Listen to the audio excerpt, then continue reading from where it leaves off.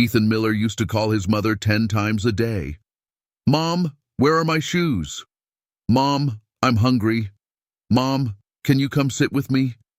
And every time, no matter what she was doing, she answered, "I'm coming, sweetheart." Their small apartment in Chicago was never quiet. It carried the music of tiny requests, small laughs, and the tired but loving footsteps of a woman who never seemed to rest. When Ethan was little, he believed mothers had magic. They could find anything, fix anything, heal anything. But children grow, and sometimes as they grow, they forget. By the time Ethan turned 13, things had changed. The questions stopped, the hugs stopped.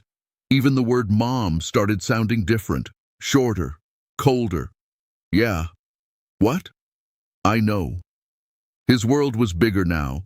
Friends, games, school, popularity. His mother had become background noise, still there, but invisible. Every morning she woke up at 5 a.m., made breakfast, packed lunch, left a note in his bag. "I'm proud of you.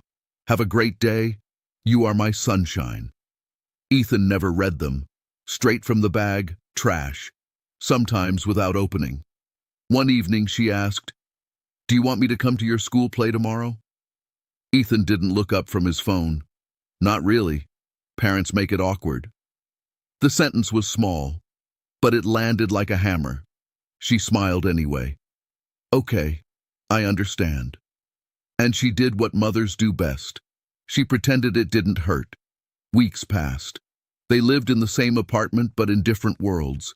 She worked extra shifts at the hospital. Ethan stayed longer outside. They crossed paths like strangers in a train station. Polite, distant, temporary. Then came the phone call.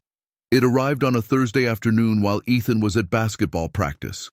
A nurse's voice, calm, professional. "There's been an accident.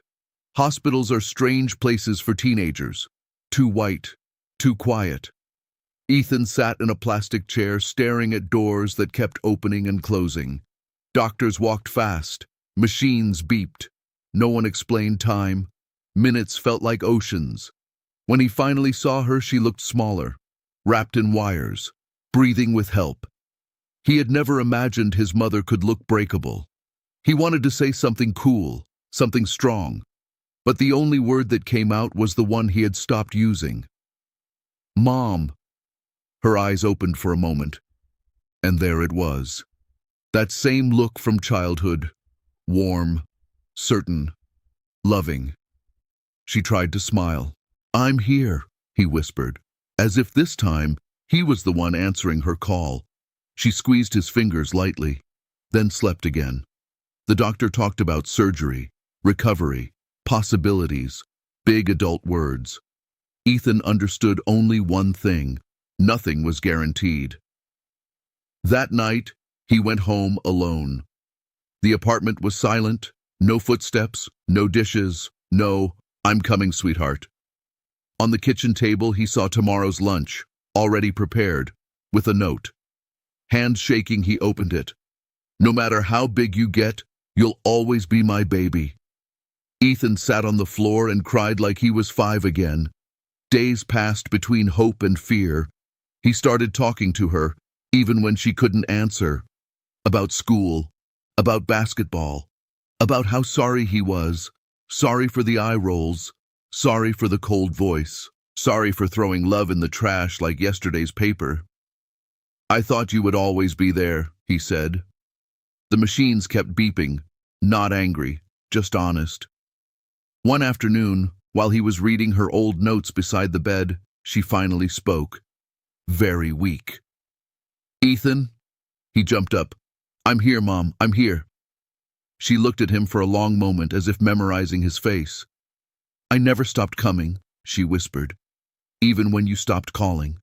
Something broke inside him, and something healed at the same time. Recovery was slow, painful, but Ethan was there for everything: the therapy, the medicine, the long nights. He learned how to cook simple meals, how to clean, how to wait. Love had changed direction. Now it was his turn to answer. "I'm coming, Mom." Months later, she came home, still fragile, but smiling. The apartment filled with sound again, not the old sound, a new one, grateful, careful, real. One morning she handed him a brown paper bag. Inside, sandwich, apple, note.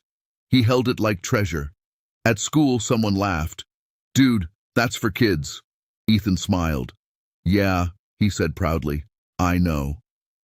That afternoon, he sat with a boy who had no lunch. And without drama, without announcement, he split his sandwich in half. Because love, he had learned, grows when you give it away. That night, he hugged his mother before going to bed. "Good night, Mom." She brushed his hair back. "I'm coming, sweetheart," she joked. They both laughed, and neither of them would ever forget again.